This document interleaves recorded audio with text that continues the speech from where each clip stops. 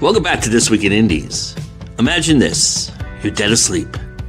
And then comes this lucidity of a shadow looming over you. And you pop up, wide awake at 3 a.m, ready to write. And then you write and write for hours on end. Or how about this? How many times have you been in the shower, mid-lather, and you think of that nagging plot hole that's eluded you for a fortnight? And all of a sudden, your writing comes to fruition. Perhaps it's C.L. Cannon that might inspire you, as she brings you indie books you might enjoy if you're a fan of Tuesdays with Maury by Mitch Albom. Or perhaps it's the programming we do here at Go Indie Now that inspires you. Well, we'll have the Go Indie Minute to show you what we've got in store for the week ahead. Or perhaps it's other artistry that inspires you, and thus we have an epilogue with our panelists reading from their inspired works. Whatever it is that gets you going, let's explore that together here this week in Indies with your host, Joe Compton.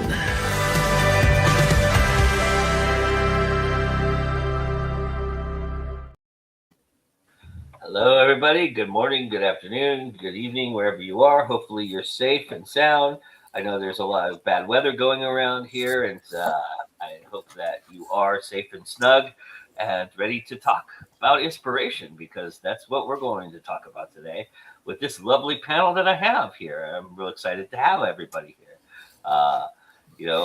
And then we also have Vanessa in the chat. We have Sean in the chat. So we're good to go, everybody. So let's run around the room and say hello. So Nita, start us off.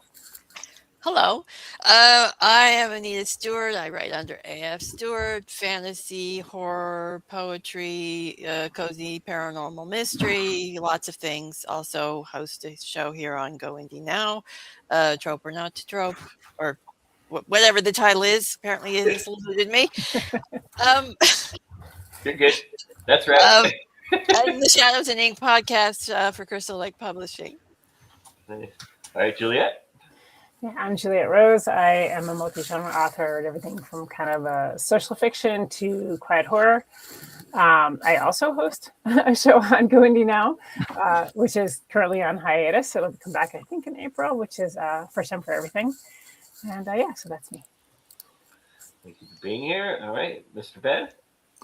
Hi, I'm Ben Schenkman, urban fantasy author and audiobook narrator. With my latest release, Let Sleeping Gods Lie. And I don't host anything for Go Indie Now, but you can occasionally find it. Oh, all right, we'll talk, Anita. You can find me sometimes talking about writing with other members of my authors co-op with Caffeinated Terrier Press. All right, Mr. David.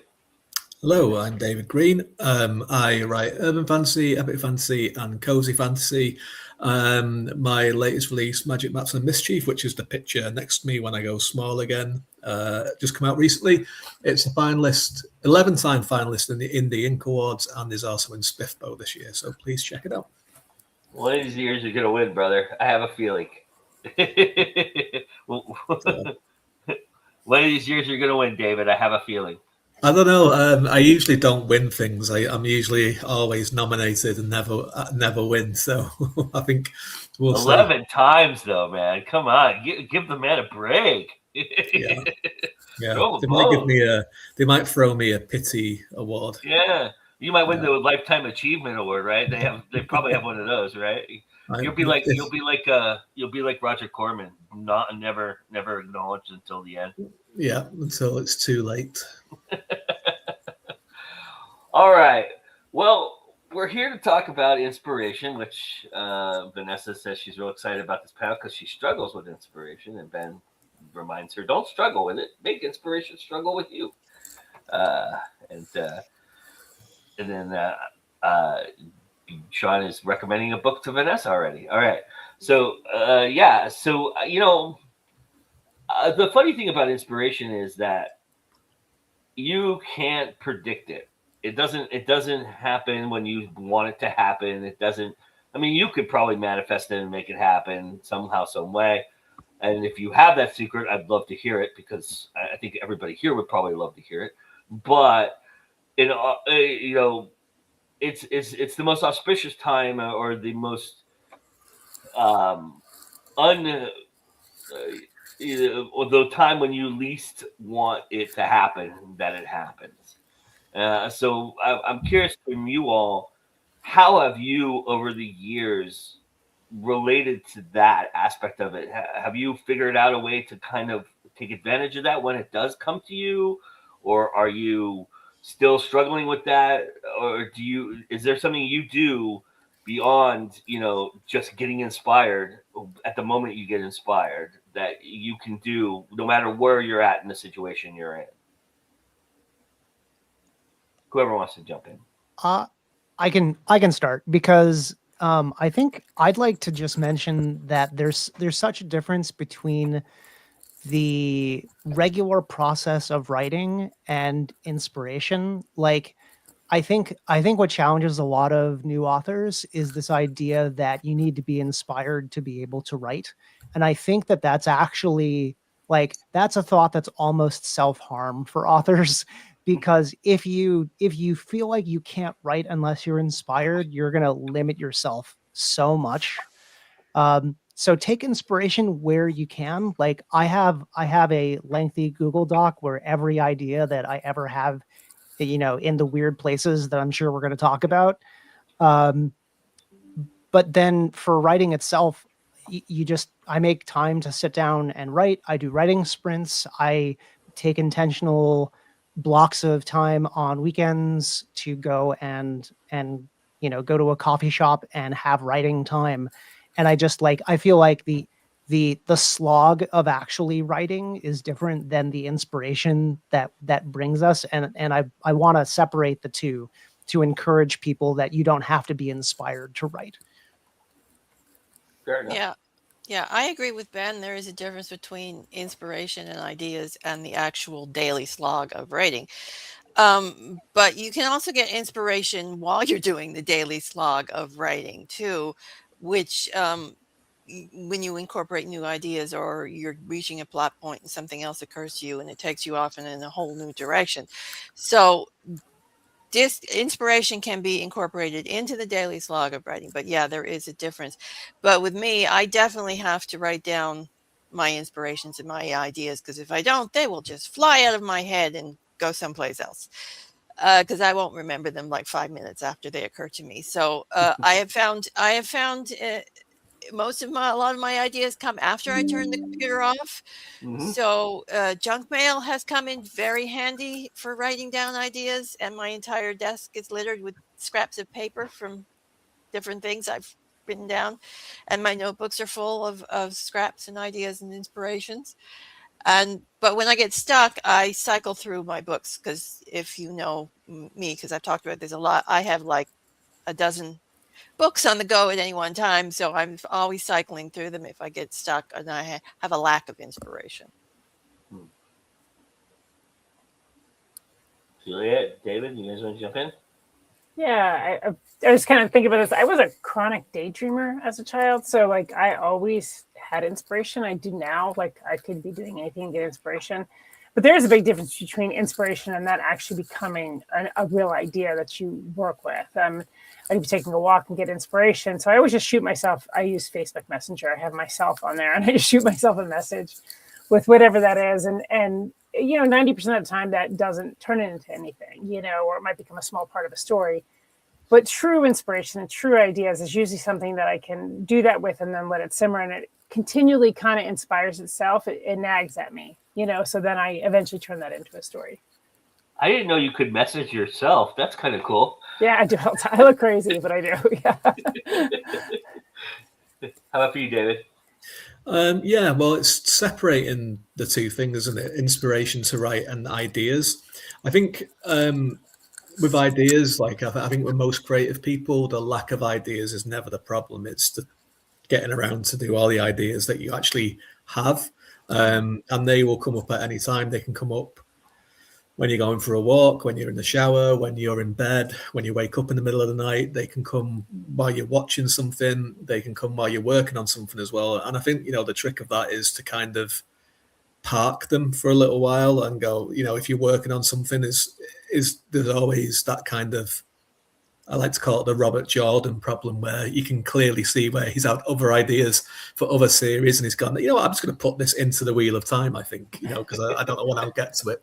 And I think there's that thing where it's like, you're working on something and you might have another idea you want to get to, but having that kind of control of, okay, this is the thing I'm working on.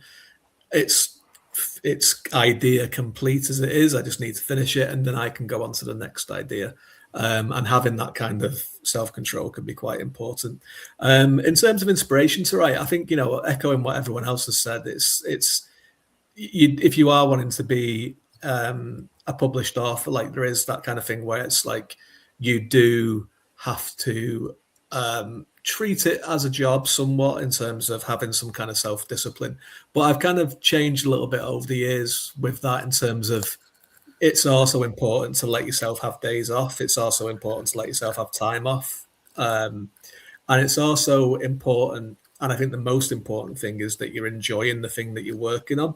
And I mean, that's where I would get the inspiration from, I think, because if you're not enjoying the thing that you're working on, then it's going to be a slog to finish. And when it is eventually finished, the people that are reading it are probably not going to enjoy it quite as much either, because I think that sense of enjoyment can come through from the author to the reader. So I think that is always the most important thing to me, is enjoy what you're working on.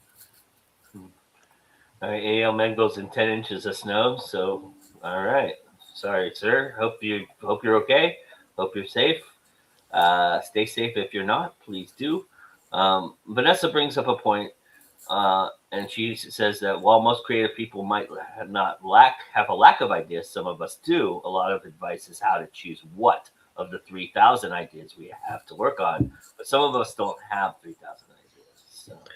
I don't think you need 3,000 ideas, but definitely choosing which one is important, and also which ideas you can put together and go, well, this idea actually suits this idea, and deciding on if this idea is a short story, if it's a novella, if it's a novel, if it's a series. It's always important to kind of see what it is and try and test it out, and try and is it just an idea, or is it actually like a concept for something bigger? Juliet, you wanted to jump in? Yeah, I was going to say on Vanessa's comment, because I spent 15 years I didn't write. I was raising my kids. I didn't write. I kind of shut that part of my brain off. So when I decided I want to come back to writing, I remember laying in bed and thinking, how did I come up with ideas? Because I had literally had to shut that down for so long. And one of the things, Vanessa, that I use is imagery. So if I'm not able to think of something, I'll just close my eyes, and it's almost like meditation, and just let images pop into my head. And sometimes out of those images, which is how my book Do Over came about, I literally laid in bed and closed my eyes and just let images kind of circle through my brain.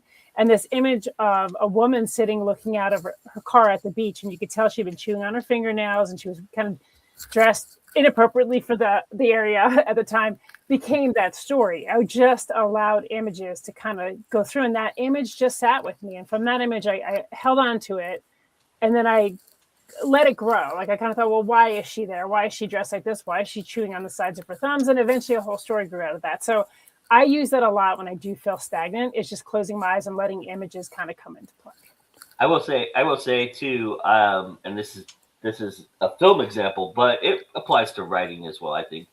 I used to have a DP, a director of photography, cinematographer, he and I would go out to the busiest time of the year at the park, and we would people watch, and he would get ideas about how to shoot something by the way people interact, and how people stand, and who stands in whose way, and things like that, and who often is the person standing awkwardly, or if he sees somebody standing in a different way that you've never seen anybody stand before, he would write all that down and utilize all of that in setting up camera shots. I thought that was very, that's how he got his inspiration. So, Can I share? Sorry, but sorry, yeah. If I can just share, it's an improv technique, because this is theater for the mind, right? We're writing stories, but if you have even one idea, and it doesn't even have to be a great idea, you can yes and yourself. You can what if, play a what if game in the let's say my one idea, I'm going to play off of something that Sean's mentioning in the chat. Like, let's say my idea was like, okay, what if I had vampires in space or something? And maybe that's not the best idea. Maybe it is. But if you feel like you don't have enough ideas, you can just yes and yourself, or you can play the what if game as like, okay, vampires in space. Well, what if this? And so like you don't have to have 3,000 ideas. You just have to have one that you can kind of play a connect the dots game with until you get to something that you feel comfortable enough tackling as a topic. I play that game every day. What if I had 3 more hours in the day that I could actually do something, right?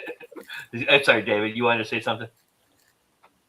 Yeah, I was with the kind of coming up with ideas thing. I think this is where an important. I'm not a fan fiction writer. I never have been, but I think fan fiction has a really, really important role in a lot of people's creativity. And there's a lot of authors that have become, very, very big authors, and they got their start in fan fiction.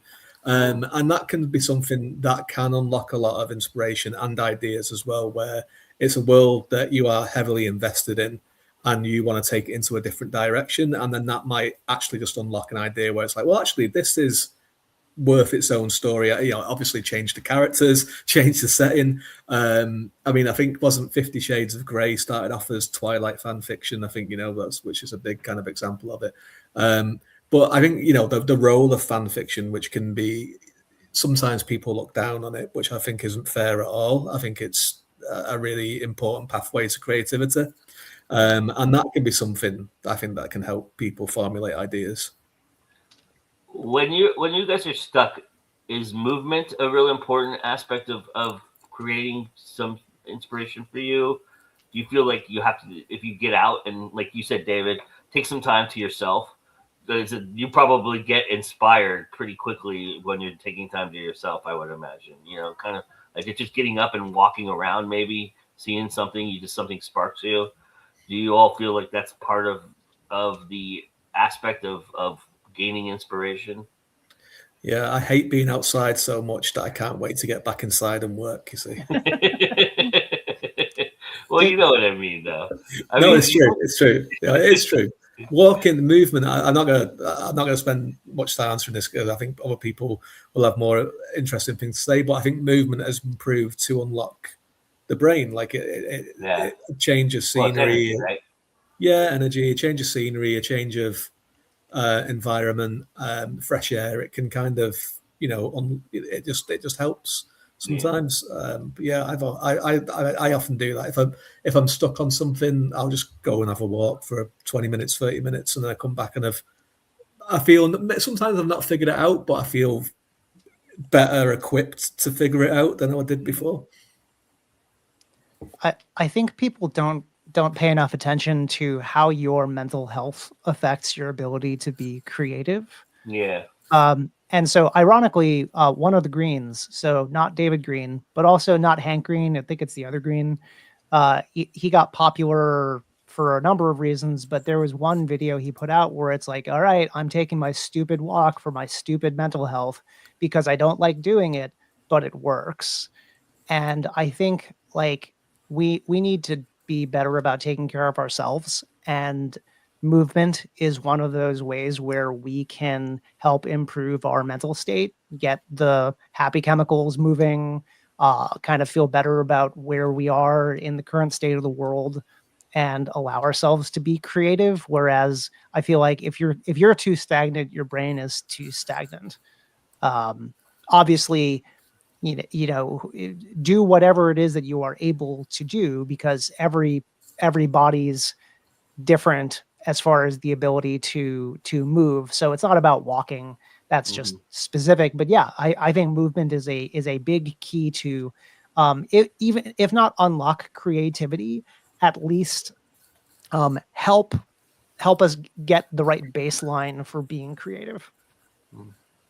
Yeah, I mean, I've always used pacing to break mental blocks when I'm writing. Just walking up and down the hall, mumbling to myself as I try and figure something out. I find it very helpful. So yeah, movement definitely is helpful when you're needing to work something out. Okay, so I'm going to disagree. And I love moving and I love hiking and I do get ideas from that. However, I think it's actually more of tapping into your passive brain. So like a lot of times when we're doing something, we're thinking, we're using the active brain, we're trying to figure things out. But when we take a walk or we listen to music or we take a shower, right? Our brain kind of gets into a passive state. And I think ideas can often come out through that because we're not trying so hard. We're allowing our brain to relax and just let those ideas come out.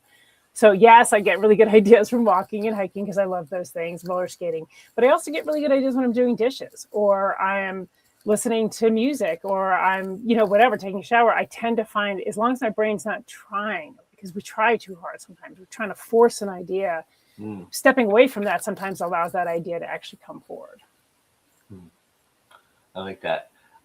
Okay, so let's talk about the weird instances in which you've gathered inspiration. What are some examples of some weird moments or weird places that you found inspiration at before? I'll go with one just because it's one that I think about a lot. It's just one of my many, and I was walking, so not intentional, but I was actually walking my daughter. She was pet sitting in the neighborhood and I was walking her up to the house basically where she was pet sitting, but we would get to the turnoff, the fork in the road, and she would head up and she'd have her flashlight and I'd have my flashlight and she'd get to top hill and she'd click her flashlight and I knew she'd made it up there and I'd head home. Well, if you've ever read By the Dimming Light, the story starts that way, except it doesn't turn out very well.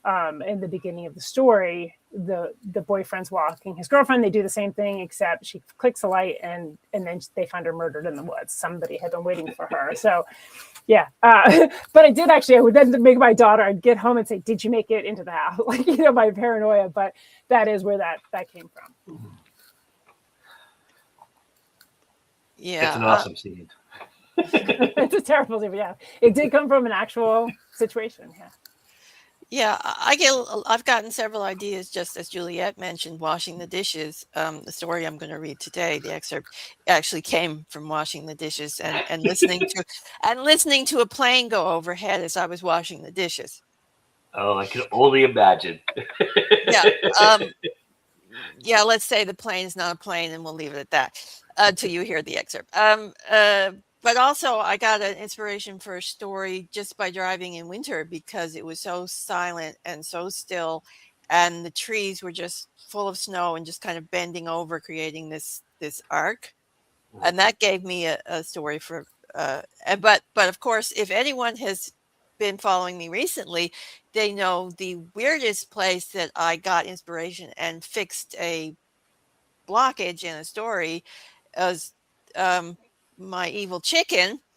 It was in the dentist chair where my character just decided to give me everything I needed that it wasn't giving me in the dentist chair. So I also think, didn't you get challenged once in a chat here and you took it on? Like it was like some kind of like penguin or something. Oh yeah, the zombie penguins and Josh Pantaleresco. Yeah.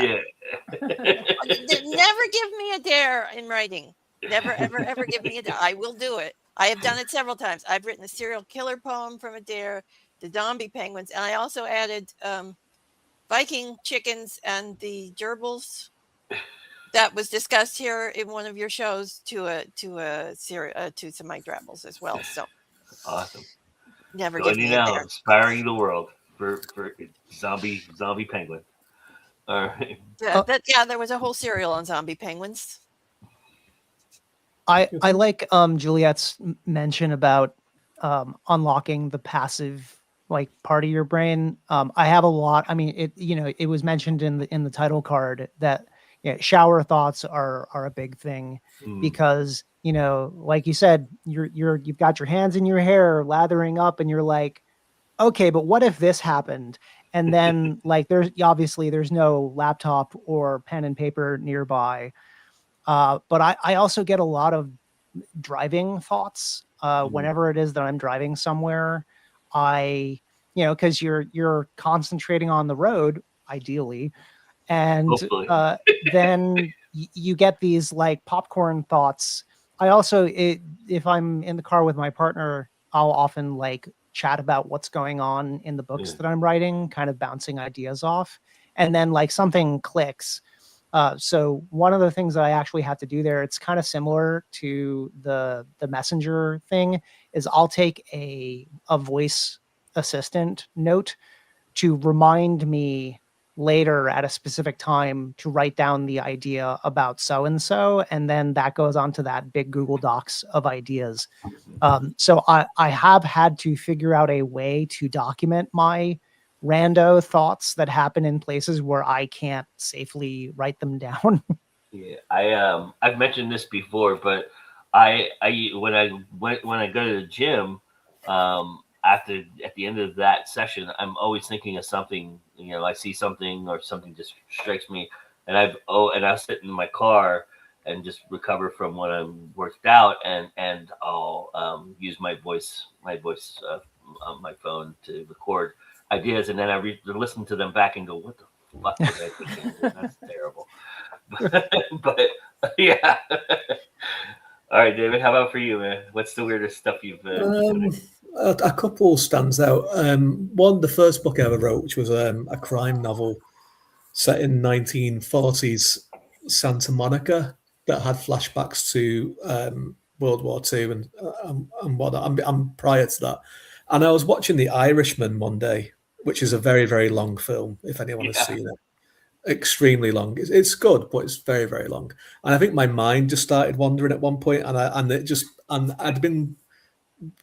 There was a murder mystery kind of thing, and I knew what the whole mystery was, but I didn't know the reason for why it was happening, and I'd been struggling for it for a while, and couldn't figure it out. And I was watching The Irishman. My mind maybe it had wandered, or maybe it had been boggled by how Robert De Niro was supposed to be like 20 or something in this, but he was walking around with his old 80-year-old man body, and this weird AI tool or whatever. The uncanny valley of it all. And it just popped into my head, fully just formed. It was like, this is the reason why everything's happening. And I was like, oh yeah, that makes complete sense. So I had to quickly do one of those little notes so I didn't forget it, because I was watching The Irishman and I'd already devoted an hour and a half to it, and there was still like 7 hours left. So I was like, I should keep watching it. And the other one that was, so I wrote a book about, it's not out yet. It's a book about a fantasy world's first therapist for adventurers. And that came from a session of D&D that we had, where everything that could possibly go wrong in a session of D&D went wrong, and there was like multiple death saving rolls. There was people dying, people being resurrected, some people's resurrections failing, all sorts of stuff.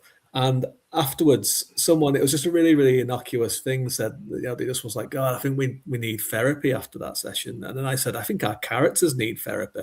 And then I was like, wow, that's an amazing idea. And then looked it up, and I couldn't find anything similar to it. I was like, surely someone's done, a therapist for D&D characters, surely. And they hadn't, so I wrote it, and I was one of those things where it was like, I'm so excited to get to this idea, because one, I think it's a good idea, and two, I hope someone else doesn't have this idea as well and beats me to it. So it's written now. It's out. Well, it's out on submission and what have you, and all that kind of stuff. So if anyone wants to steal it, it's there. Well, A.O. Mango says, I make a point to do my mind-stimulating activities, experiencing history, going to museums, filming, hashtag haunted, etc. That helps me provide inspiration. I also read others' work, watch films, documentaries, perform research projects, etc. Vanessa wants to shout out the Evil Chicken. And then A.O. Mango says, strangest place I got inspired was a nightclub in Miami, to which Vanessa asked, how did it inspire you? And he says, seeing all the chaos, the vanity, etc. It helped me inspire my novel Actions, and later The Quest for Immortality, and set that series in Miami. Miami is the land of steroids and silicon. Indeed, I lived there for 10 years and fell in love with the culture outside of the look at me part of it. I was in my early 20s in Miami and not yet actively writing, but experiencing time away from my origins. So I now know I was in a deep period of research for that series that I wrote later. Vanessa said, I lived in Fort Lauderdale for 7 years. I hated everything about South Florida except the winters. I was in Fort Lauderdale once. What's that? I was in Fort Lauderdale once, just for a few days. Just popped in to say hello. That's where we send all our old people, David. I noticed there was a lot of old people around, and it was amazing though, because it was like the middle of January and it was like 30 degrees. Yeah. And people were apologizing to me and my new wife at the time, because we just got married. It was our honeymoon. About the temperature, saying we're sorry it's so cold, and we're like, this is hotter than our summer. That's funny. Good way to get inspired. Yeah. You touched on this, Ben, and David, you just touched on it with your with the book that you haven't put out there. But how much does other artistry and being around other artists and talking to other artists inspire you? How much of that has happened for you over time? Do you find when you go to, like, I know when we all go to cons, we're sold out. We're kind of get con crud, or we kind of just need to be away from humans for a while sometimes. But there's also that energy that happens when you're there, and you kind of, a couple days later when you're fully recovered, you realize, hey, look, wow, I just thought of something, because I was at a con and I got that energy. So how much does being around other artists matter to you in terms of inspiration? I'm kind of curious. You know what? It's funny. I don't actually know the answer to that question even for myself, and it makes me think about it because I'm in a lot of author spaces, and I really do feel like just the idea of bouncing things around with other creative people is very inspiring and energizing. It's like you mentioned going to a con, and yeah, con crowd aside, I think like cons are energizing, like you get like a shot of adrenaline, and it kicks up the creative juices, and you may have 50 ideas of which 2 are good, but like 2 are good. So yeah, I think interfacing with other creative people can be very important to the creative process. But I think interacting with other works is just as important, because there are a lot of introverts in this industry. And if you're not interacting with other authors, at least be interacting with their art. So, the whole authors are readers, and you can't be, people say that you can't be a great author unless you're a prolific reader. And I have varying opinions on that. I feel like authors should be readers. The degree to which that is varies greatly. But I do think that interacting with other art, whether it's the same medium or not, like the notes in chat about going to museums and art galleries and things like that, that's all very important to the creative process. I agree. I would have agreed with you probably about 2 years ago, Ben. But now that I'm becoming more of a prolific reader, I find that I have been really, really inspired to step outside of my comfort zone a lot. It's helped me kind of wrestle with other genres and kind of go, do I have an idea for that genre? Kind of idea. So that's where reading has really helped me in that aspect. Anita, Julia, David, you guys want to check? Yeah, well, I'm a con runner, and I'm the secretary of the British Fantasy Society, so I'm very pro kind of mixing creative people together and doing all that. And I think what it is, I think there's a couple of levels to it. I think there's some people that can kind of get a little bit. There is an element of people in the writing world that view other writers as competition, which I think is unhealthy, because there are so many people that are reading, and there are people that read prolifically as well. Like, there's not enough books for some people. And I think, generally speaking, most other creatives want other creatives to succeed, and they will go out of their way to help you do that. And one of the great things about mixing with other kind of creative people is that there are no wholly bad ideas when you're talking to them. But what I mean by that is that you might start off with something that is kind of a bad idea, and but by the end of the time that you've hashed it out with someone, even if there was like a kernel of something good in that idea, that has bloomed into something that you can work with, right? Because ideas are what we kind of work with and we get excited about them. So you're talking about them and they'll hash it out and they will kind of be like, oh yeah, I had a thought like this too. And this is the way I approached it, etc., etc., etc. Or that sounds really interesting. You might give them this big pitch and most of it doesn't work, but like there's that one thing that's like, that is really, really interesting. And then you hash that out and you talk about it. So I completely do find that is the case. And just to kind of echo your point, Joe, about reading, I do think reading is important for an author. I think, but also it's within what your limit is. Like, there are some people that are like completely prolific that can go through books a day. That's never going to be me. I can't do that. I've never been able to do that. So it's whatever your limit is. I generally think, if you're aiming for like a book a month, I think that is great, even if it's just a chapter a night. And I think what it does is it allows you to kind of turn off your creative side of your brain and just absorb something that's already been made. And also as well, though, you can look at it and go, well, what is it? I think it's really, really important to kind of look at stuff that has, I think it's good to look at classics, but I think it's good to look at stuff that has been recently published and kind of say, well, why is this working? Yeah. What is it about this that works? Like, what are the new kind of areas that people are kind of exploring? I think not just because like you might want to do that, but I think it's good just to be aware of it as well. And I think it does help with the inspiration. You see something that people might do something with an idea that's like, wow, I've never even thought of doing this before, and then you can apply that to something else that you're interested in. So I think I don't know if this happens to a lot of you, but when I go to a con, I end up about 4 or 5 anthologies deep in storyline. Oh, let's put an anthology together. Okay, great. Yeah. Yeah. Juliet, Nita, you guys want to chime in? Well, I've participated in a couple of brainstorming sessions with the writers troupe, the group Vanessa runs, and I have found them immensely helpful. The brainstorming sessions helped me work through the problems. Some of their suggestions were amazing, frankly. I mean, I couldn't use all of them because that they weren't right for the book or the plot or whatever.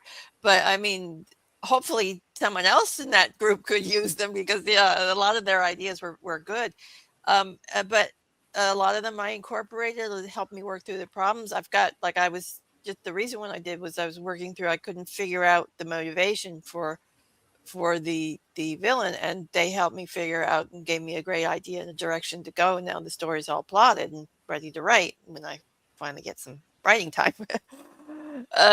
So that's helpful. Also, my in-person writing group, I mean, that's helpful. It's not so much, it's helpful in a way that I'm there with other writers, new writers, old writers, and we're just talking and having a good time and being together. And that I find, just like makes you feel like you're not so alone in the whole process.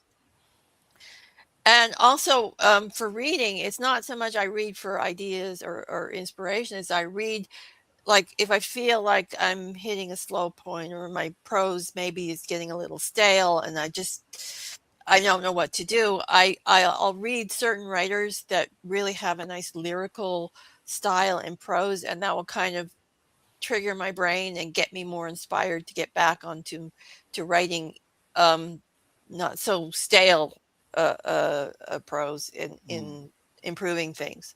So I do that too a lot. So I reread some of my favorite writers that have inspired me in the past. Nice. Juliet? Okay, I feel like I'm on Family Feud. Can you repeat the question? Sure. Yeah. I was curious as far as what other art, what being around other artists have done for you in terms of inspiration. Being at cons and stuff like that. Do you find that's a very helpful way to get inspiration? Yeah, so cons not so much for me. I am an introvert, and I really don't I get really kind of worn out at cons. I love the panel side of it, and if I get anything from that, that's usually the panels. I really enjoy being on them and kind of listening to the other panelists speak. But I don't really get inspiration from that. I tend to come back actually the opposite, just really like worn out and not wanting to write. But I do get a lot of inspiration from other types of media. So from music, from movies, things like that.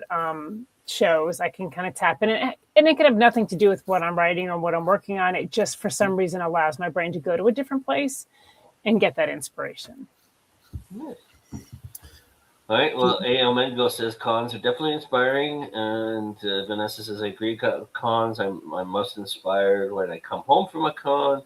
And speaking with readers as well, A.L. Mengo says the readers give a lot of input and feedback, and listening to them can be helpful. And then interacting with others' art. I'm working on reading more for pleasure this year because I've fallen out of that, and it's so important. Can I just answer something from Juliet there? I'm also an introvert as well, and what I do get really, I enjoy the cons, I enjoy the whole side of it, but I do get completely burnt out by them as well. So what I've kind of learned to do is just block off time after I come back from them, where it's like, I may not work, but I'm not going to socialize. I'm just going to be like kind of whenever I can, I'm in my pajamas under my blanket watching comfort things just to kind of, mentally recharge and kind of do that. And I think that's really, really important because, I mean, there is like, obviously I'm a big proponent of neurodiversity. I write about it. I am autistic. And I think there is a big pressure on for us writers to be public figures, to go and do things, to go and as we're doing now, and it does take a lot out of us. And I think it's important to understand that for ourselves and for other people around us to understand that, and for when we are going out to do these public things, that we are kind to ourselves afterwards, because I think we deserve it, because we're doing something that is probably not the thing that we would actually like to be doing if we had the choice. Yeah, 100%. It's one of the luxuries of me being able to travel. Traveling helps that too, because like I have to spend 3 hours on a plane to travel to anywhere to do these cons. That 3 hours, I'm either reading or writing on that 3 hours. So even doesn't matter what time of day it is. Normally I sleep on planes, but for some reason on the plane back, I'm always doing something creative, which is the luxury of having that time. Like you said, David, that it's that kind of wind down time where I'm by myself and alone. Yeah. For the most part. I mean, obviously I'm not alone on a plane, but I am alone because I put in my headphones and don't talk to human beings. Right. But I started to do that. I started to travel because obviously I'm in Ireland, and a lot of the conventions I go to are in the UK. So, and you can fly very, very quickly over there. Most of the flights from Ireland to the UK are an hour, probably even less. So what I started doing was I started taking the ferry, which is like a 3.5 hour ride between across the Irish Sea, which is great because you can do that. You have like the big vehicles. You can just go and chill out. You can read. You can sleep. You can watch something. And it's a lot more kind of less pressured than getting a flight as well. So I started to do that, and I found it really, really beneficial, actually, just that extra bit of time. Getting to the flight is that's the stressful part. But once you're on the plane or in the airport, I'm good. Even in the airport, I'm one of those guys that gets there a couple hours ahead of time. So I usually am ahead of the schedule, so I can sit for a little bit and just do stuff, and I get a lot done during that time period as well. So that's the one beautiful luxury about having to go to see Juliet and everybody on that coastline is I have to fly there to do that. So all right. Well, if you're not inspired by this conversation, maybe you'll be inspired by what C.L. Cannon has to offer you. She's got one of the most inspiring books that I think of a generation, and indie books that go along with that. So enjoy that, and we'll be back to talk about. Well, we're going to finish off the conversation with when inspiration fails us. So.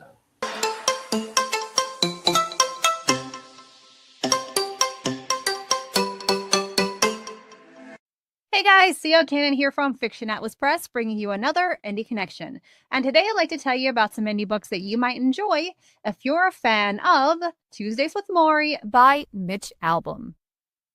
The first book I have for you is called The Life We Bury by Alan Eskins. College student Joe Talbert has the modest goal of completing a writing assignment for an English class. His task is to interview a stranger and write a brief biography of the person. With deadlines looming, Joe heads to a nearby nursing home to find a willing subject. There he meets Carl Iverson, and soon nothing in Joe's life is ever the same. Carl is a dying Vietnam veteran and a convicted murderer. With only a few months to live, he has been medically paroled to a nursing home after spending 30 years in prison for the crimes of rape and murder. As Joe writes about Carl's life, especially Carl's valor in Vietnam, he can't reconcile the heroism of the soldier with the despicable acts of the convict. Joe, along with his skeptical female neighbor, throws himself into uncovering the truth, but he is hamstrung in his efforts by having to deal with his dangerously dysfunctional mother, the guilt of leaving his autistic brother vulnerable, and a haunting childhood memory. Thread by thread, Joe unravels the tapestry of Carl's conviction. But as he and Lila dig deeper into the circumstances of the crime, the stakes grow higher. Will Joe discover the truth before it's too late to escape the fallout? The second book I have for you is called The Language of Bones by P.A. Farrell. Dr. Dorothy Adams spent 40 years piecing together ancient skeletons, but since her forced retirement at 68, she's been slowly disappearing. Her identity was her work, and without it, she's become invisible, even to herself. When a young museum intern accidentally discovers Dorothy living alone in a cluttered apartment filled with fossil replicas and unopened mail, he's desperate for help. The museum has a mysterious bone fragment that no one can identify, and Dorothy's published research suggests she might be the only person who can. Dorothy reluctantly agrees to examine it, and realizes it's a species no one has documented. As she throws herself into the identification process, mentoring Russell and battling museum administration for recognition, Dorothy remembers what it felt like to matter, to be seen not as an elderly woman society has discarded, but as someone who can still read the language written in ancient bones. But when the museum director tries to bury their discovery, Dorothy faces a choice: accept her invisibility and let her knowledge die with her, or fight for the truth and prove that some things only get more valuable with age. A powerful story about second chances, the courage to reclaim your voice, and the knowledge that never expires, even when the world insists it should. The third book I have for you is called The Recipe by Charles M. Carroll and John David Mann. Owen Devon used to have a pretty good life, at least until a few months ago when disaster struck his family. Now his grades are plunging and his life is spiraling out of control. To make matters worse, he's just been tagged for vandalism. And to repay the damage, he's being put to work for the crusty old owner of the local diner. But there's a lot about the old man that Owen doesn't know. And in the diner's cramped little kitchen, he's going to learn a lot more than how to cook an excellent meal. And the last book I have for you is called A Boy I Once Knew by Elizabeth Stone. One morning, a box was delivered to Elizabeth Stone's door.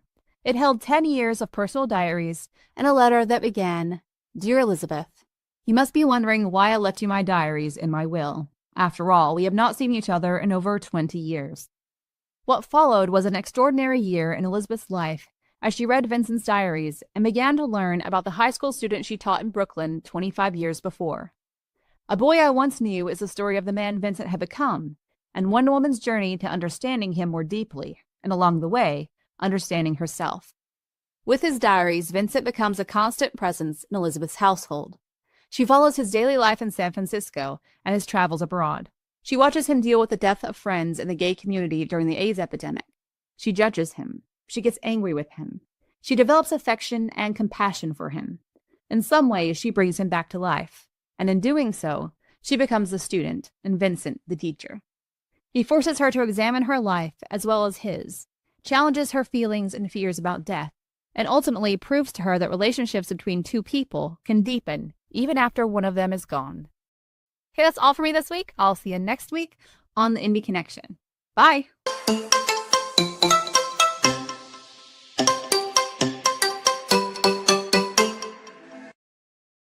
As always, thank you to CL Cannon for those wonderful books, as you can see here, everybody, including the book that inspired these 4 indie books. I have QR codes for them all right here in front of you right now. So if you wanted to grab one of these books and get inspired, feel free to jump in here. This will also be at the end of the show as well today. I will have that in the outro, but there you go. There's the books. And as I said, Tuesdays with Maury is just one of those books. If you haven't read it, it's incredible. And very inspiring. And all these books here sound amazing. So go check those out. All right. So what do we do when inspiration fails us? Is any of you to a point where when you're, one of my favorite quotes of all time is from a movie and the book High Fidelity. It's in both actually. And it's, people always say, trust your gut. Well, I've come to the conclusion that my guts have shit for brains. That's one of my favorite quotes of all time. And is there a way that you've discerned when your inspiration is trying to trick you, or have you figured out, or is it just a matter of you just gotta flush it out and see how it goes? What do you do when inspiration's leading you down the wrong road? Is there such a thing as inspiration leading you down the wrong road? Like, not to challenge the premise, but I feel like a lot of the times it may be my inspiration is trying to draw me away from what I'm working on right now. So like Anita said that she's got like a dozen projects going at any one time. Not everyone can do that. Yeah. I can work on like 2 simultaneous projects before my ADHD tells me I can work on no projects. So I think when inspiration is trying to distract us from the thing we're trying to accomplish, because again, inspiration different from the daily slog of needing to put words on the page or, talk words into the microphone, depending on what you're doing. I think this goes back to some of the techniques that we've talked about. I can take inspiration and say, thank you for that. This is not the time for vampires in space. And I put that in my ideas, block. It's like, I'm going to put that in the box. Boop. It's going to go in there until it's time to revisit a new thing. So I would say I just like to reframe it. I wouldn't say inspiration ever fails us. I would say inspiration tries like hell to distract us. And then we just have to say, thank you, put it in a box and like get back to what we were trying to do. Fair enough. Yeah. And I would not recommend working on dozen projects at the same time at all to anyone. This is a uniquely me problem, so don't try it at home. For me, inspiration is not leading me down the wrong road. It leads me down multiple roads at the same time. The problem is when inspiration stops, when I get stuck on something, which is when the 12 projects actually come in handy, because I can say, well, yeah, I cannot. Evil chickens will not talk to me today. They are going over here for 6 months. So I will work on this one. I'll work on the Venice project. I'll work on the project I'm just doing solely for me or something like that instead of that. So I can, like I said, I can cycle through projects when inspiration just suddenly puts a block in my road. It's like, I don't know why this character is motivated to doing what he's supposed to be doing to get me to the end. So you're going on hold for a while. So. Omegle says, unless you have a lot of liquid inspiration for 12 projects. Well, Nita doesn't drink, so that's not. Yeah. Maybe coffee-wise. Yeah. My problem is not inspiration leading me down the road. Is inspiration won't shut up. How about for you, Juliet? What do you think? Yeah, I think that separating inspiration from an idea is really important. I think that we get inspiration a lot of times. And for me, inspiration is like one element of multiple elements that are required to put a story together. So I have that inspiration, like I said, a lot of times write it down and then just kind of let it simmer. And quite often it doesn't go anywhere because it just didn't have enough to it to kind of form that idea, which then forms the story. So there's definitely been things that scrapped. And I think I've talked to you, Joe, about this. I don't really write stuff down. I do a lot of stuff in my head. So stuff will sit in my head for 6 months. and never really form into something I feel is strong enough to then write a story with. So I don't think that it necessarily leads me down the wrong road. It just doesn't have a road to go on. So like the inspiration was great. I was taking a walk and this great idea came, but that great idea just didn't have enough elements to form into the story. It's layers. So I think it's one aspect, and then every good story has multiple layers. Sometimes those just don't form. How about you, David? Yeah, I think not pushing yourself into burnout is very, very important as a to be creative and to kind of keep that inspiration flowing, and then that desire to actually want to work. I think a lot of, particularly like in the kind of self-published and indie spaces, there's a lot of hustle that goes with what we do, right? There's a lot of stuff that we have to do as well as write that can take a lot of energy and can take a lot of sometimes the enjoyment out of it, because at the end of the day we all just want to write, I think, isn't it? I think that's the thing that we really want to do. Yeah. And there's a lot of energy that needs to be spent elsewhere, but there's also that kind of thing where you are looking at other things, and you can have that temptation to be like, this isn't working out for me. This isn't going anywhere. This, all these kind of demons start to pop up, and it can be easy to listen to them. And it's also that thing as well where, a lot of people might be putting a lot of spare time into this career that they have, and you start to judge yourself with your productivity, which I think can really be damaging for your mental health and it can make you burn out. And then that becomes a vicious circle then, because you start to feel down about yourself because you're not being productive, you're not inspired to work, and then it's hard to get out of. So I think being aware of when the signs of burnout are coming are really, really important. And when you kind of see those, it's wise to listen to your body and to your mind and to recharge for a little while.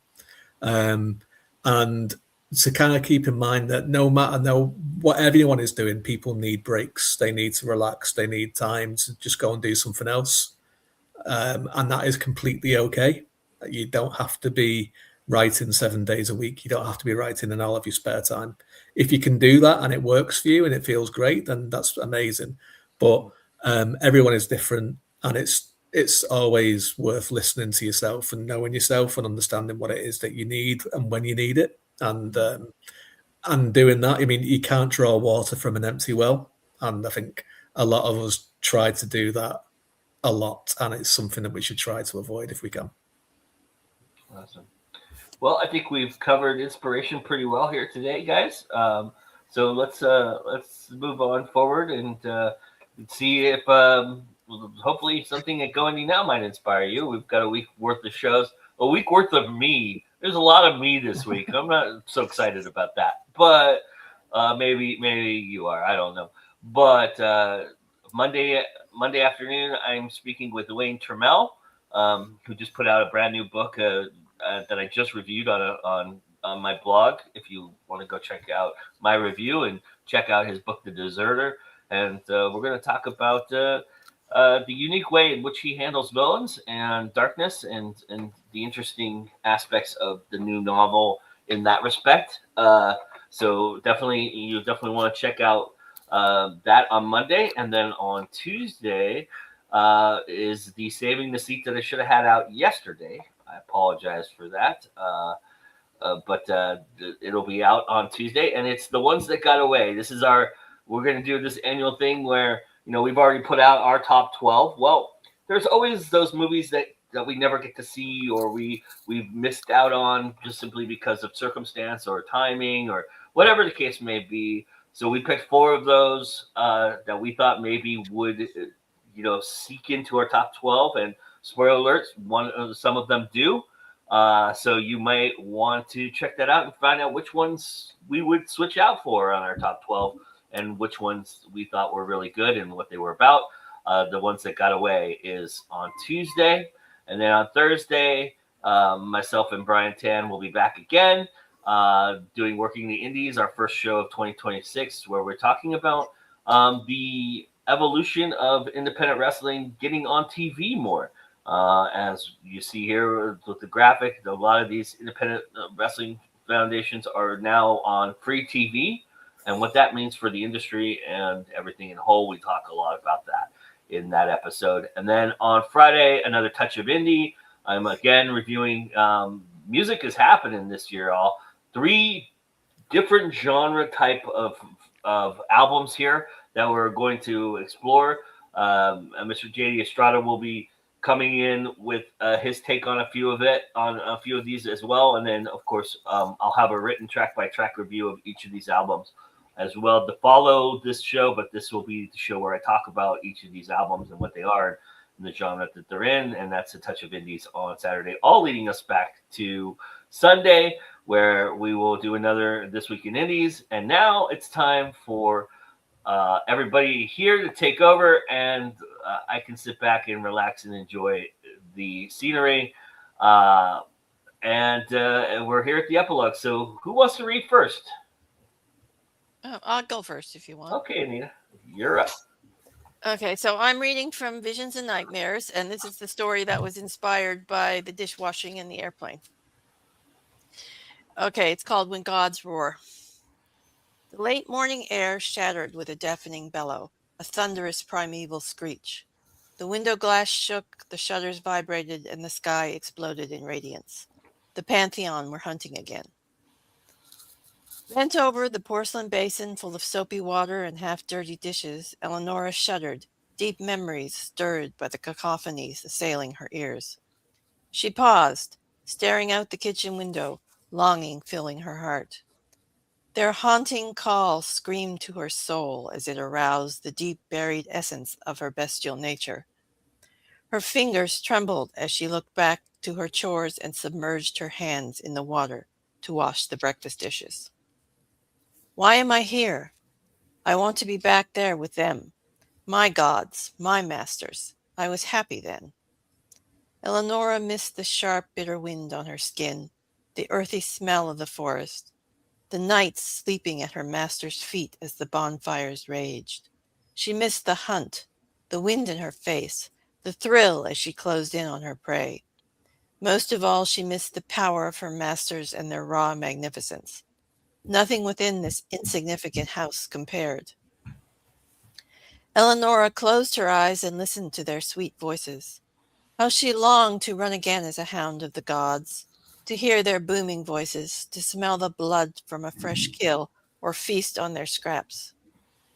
Oh, to bask in their glory again, to feel one of their infrequent and indifferent caresses. She had lived in their magnificent shadow, and it had been enough. More than enough. It had been everything. Take me back. The raucous echo of the air swallowed her quiet whisper. Take me home. A tear dripped from her cheek and hit the soapy water. The children's laughter echoed from the next room. She turned her head, but no one was watching. Good. They wouldn't understand. None of them understand. She hated the men who stole her away, the cabal, they called themselves. She took a wrong turn that night, and the hunter became hunted. Their magic users brought her down and stole everything that made her special, and transformed her from hound to human. They saved me, they said. Her murmurs surged out bitter, proclaimed me free from my slavery to the gods. But they only traded me into another form of slavery, marriage. She spat into the dishwater. They gave me no say in a husband and wed me to a widower I did not love. Saddled me with 2 children not of my blood. Her thoughts flickered on her husband. A kind man, but she had little feeling for him. All her love remained with the Pantheon. And that's the excerpt from When Gods Roar from Visions and Nightmares. Very nice, very nice. All right, who's next? I'm just going to pick you if you don't. I can go. Go, Ben. Yeah, so this is an excerpt from Let Sleeping Gods Lie. Just a quick note about this one. 10% of all proceeds for this book go to Not Our Native Daughters, because this book focuses on indigenous myth and magic. Not Our Native Daughters, their mission is to solve the missing, murdered, and exploited indigenous women's crisis. Okay. And this is from like the end of chapter 1, so it's not too spoilery. Creeping toward the creature as calmly as I could while still moving quickly enough to close the distance, I assessed my situation. If I reached the overgrown squirrel in time, maybe I could stuff it into the sack without getting bitten before we both fell off the roof. My furry roofmate wasn't having any of it and continued to back away, its feet sliding on the smooth stone shingles. "Come on, friend," I said, managing a soothing tone. "Get in the fucking bag." With a hiss, the raccoon turned and leapt from the edge of the roof. Trees lined the outside of the buildings as well, with one a reasonable distance from where we were. Raccoons, however, were apparently bad at physics, because its mass times acceleration didn't equal enough velocity to get anywhere near the closest branch. "Shit," I yelled, and in 2 steps I launched myself off the same patch of roof toward the flying raccoon, sack held open in 2 hands. My momentum was much greater than theirs, and I closed the gap in a heartbeat. The oversized rodent twisted in the air trying to avoid me, but it had nothing to maneuver with. My luck held, and the bag enveloped my target, its teeth snapping inches from my hand before it disappeared into the canvas. Time slowed down when you were doing stupid things midair, and a large branch of the nearest tree rose in front of me. I let go of the bag with one hand, holding onto the drawstring with the other. Hooking my arm around the approaching limb, I willed it to support our combined weight. My elbow burned from the friction of the sudden stop, but there was no snapping sound signaling my imminent demise. I breathed a temporary sigh of relief and adjusted my grip on both the tree and the bag. The scrape of feet on slate alerted me to a presence above, and the moonlight cast a shadow over my position. My unknown adversary, hood still covering their face, stood staring down at me. They crouched and placed their hand over the flower in the gutter. A small thread of energy leapt from the head of the dandelion to their hand, the plant withering as its life was drained away. There wasn't much in a flower, all things considered, but I didn't know what they planned. Glancing around wildly, I found some bushes below, offset by about 5 feet from where I was currently destined to land. If I could just... Pain blossomed through my elbow, like someone shoved a red-hot needle into it. I turned my gaze upward, and the person on the roof held something against their own arm, though I couldn't make the item out from where I was. Magic wasn't only about energy, but also about sympathy. The world wanted to operate in a certain way. You could either work with it or against it. Working with your environment made everything simpler, consumed less energy, and caused fewer problems with the rest of the ecosystem. Against it, it used up resources more quickly. Sympathy made connections between your actions and the intended outcome. I had to assume a needle was in that asshole's hand, that they were pressing it into their own flesh through a layer of clothing. The smile under the hood was almost palpable, a wan light glinting vaguely off dazzlingly white teeth, which were the only things I could make out. The invisible spike twisted in my joint, and I grunted in pain, my grip around the tree loosening. I had maybe 5 seconds before I would drop straight down, and nothing would cushion my fall except a sack full of raccoon. Swinging my feet back and forth to build as much momentum as I could in a short time, I let go before the pain became unbearable. I angled my feet toward the bushes, and the air rushed past my ears. Time became meaningless as I waited for the impact, holding the sack to my chest. Awesome, everybody. And that's how that book begins, y'all. Pretty awesome. All right. Juliet, David, who wants to go? I can go. Go ahead, Juliet. All right.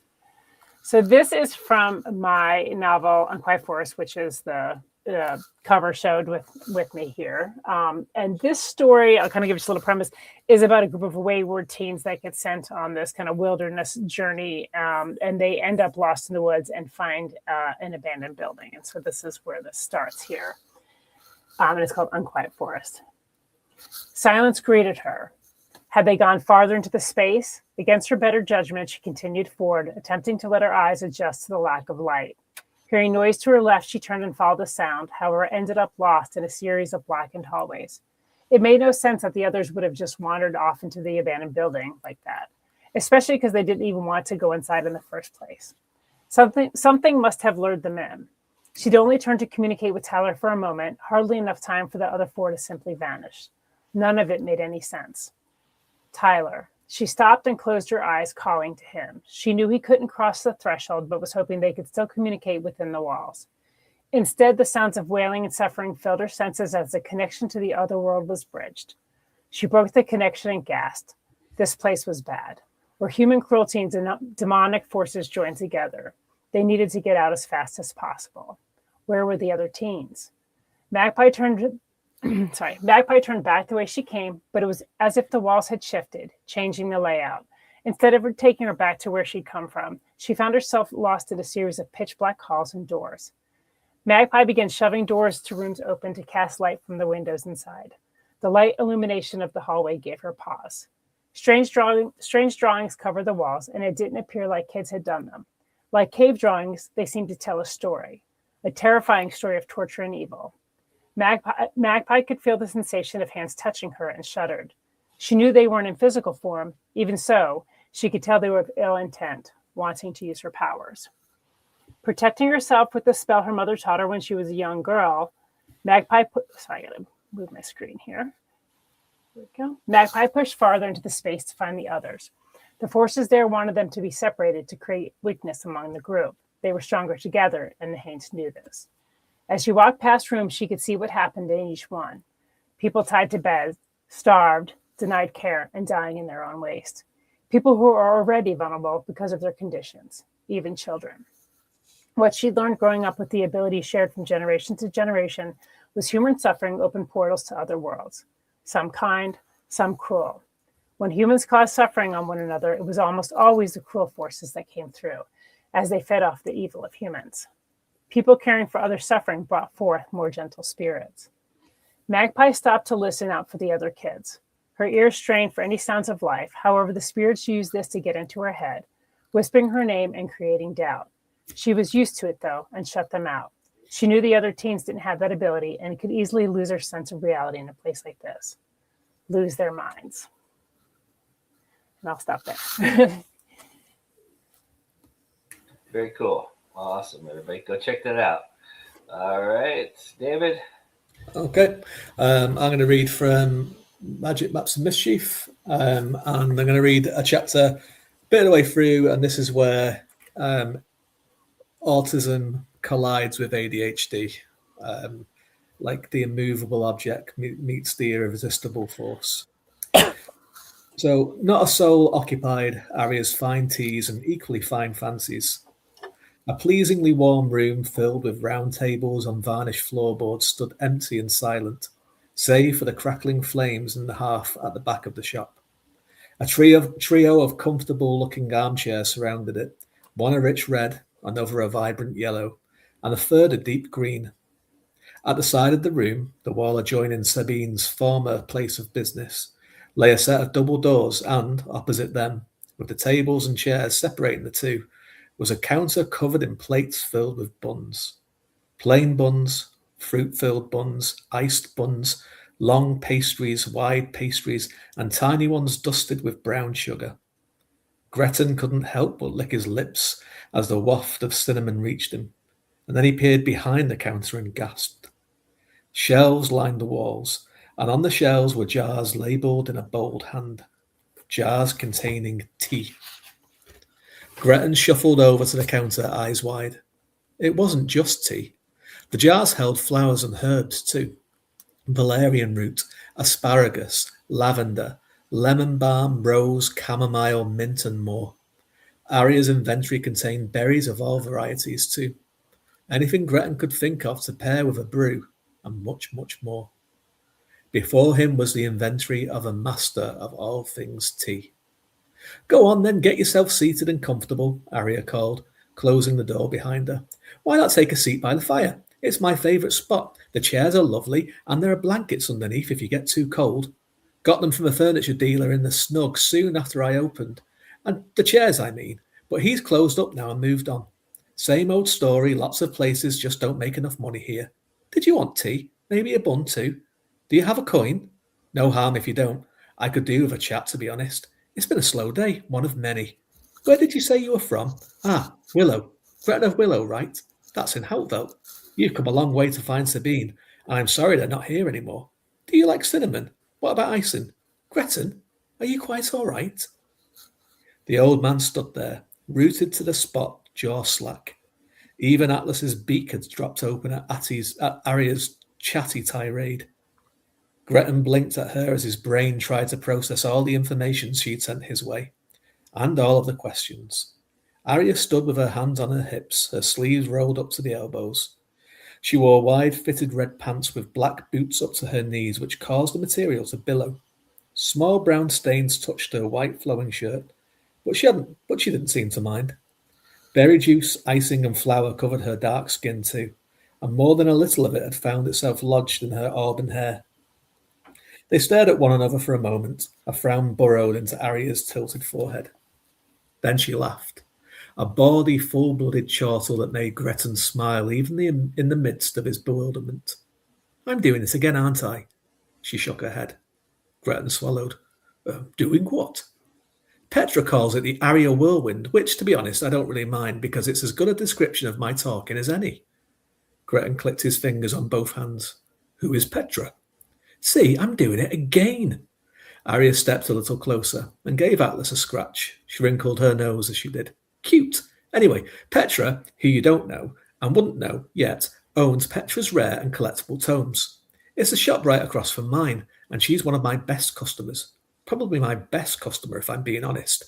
She's here every day, not that I mind, and sometimes twice or 3 times. Really likes tea, that one. Doesn't say much, just reads the books and smiles up at me, and I smile at her when... She broke off and cleared her throat, her cheeks red. A bookshop, containing rare and collectible tomes? Gretton bounced on the balls of his feet. Well, one must always be honest. Right. Arya snapped her fingers and moved behind the counter. Stooping, she produced pairs of teas of cups, saucers, and small silver spoons and plates. I always say that. Why lie? But many people do, sadly. Anyway, shall we start again? Why don't you take a seat and get you and your owl settled before I destroy you with my unending talk again? What's the owl's name, by the way? This is Atlas, and he is a tawny from Velen, but we became friends in Houteveld, on a ship, actually, the Season's Bounty, and Captain McCanlon is her captain. Gretton glanced at the owl on his shoulder. Atlas, this is Arya Berrington. This is her tea shop. And I'll leave it there. So, fantastic. Everybody go check that out. It's a fantastic book. I really enjoyed that. All right, everybody. Well, you can get, if you're looking for these wonderful books, you can get these wonderful books right now. They're all available for you. There's the QR codes right there. Again, this will appear at the end of the show as well in the outro. But right now, here's an opportunity to grab them if you want to grab them. And then let's go around the room, say goodbye, tell everybody where they can find you. David, start us off. You can find me on my website, which is davidgreenwriter.com, which is just here. All of my links to my social media and my newsletter is there. On my Discord, which is I have as well. Please come and say hello. I love talking about books, love recommendations, and I hope you like mine if you check them out. Ben? All right, so you can find me at benshankman.com. That's also where you can find links to all of my social media. I'm on all of the apps except for the app formerly known as the Bluebird, because that's a modern hellscape. So yeah, find me there, and I've actually got an arc open for my latest novel that's coming out in March. So that's available. The sign-up's on my website. Awesome. Everybody go do that. All right, Juliet. Yeah, so you can find me at AboveTheRainCollective.com. And then we're also going to be in February. We're going to be February 7th at the Middle Georgia Literary Festival and February 21st at the Brazelton Outrageous here in Georgia. So we're starting to get back into our events as well. And then on all social media, also except for Twitter. I don't do that. But yeah, pretty much any other social media, you can find me there. Anita? Yeah, you can find me on my website, afstewart.ca. It has all the socials, all the books, all the links that you want to go to. So, yeah, pretty much a one-stop shop. Awesome. And this is going now. Congratulations if you found us for the first time. Welcome. Thank you so much for joining us. Subscribe, like, do all the wonderful things you do to help us get seen and seen out there. Because as always, it's always time to go indie now. And we'll see you again next week. All right, everybody, have fun.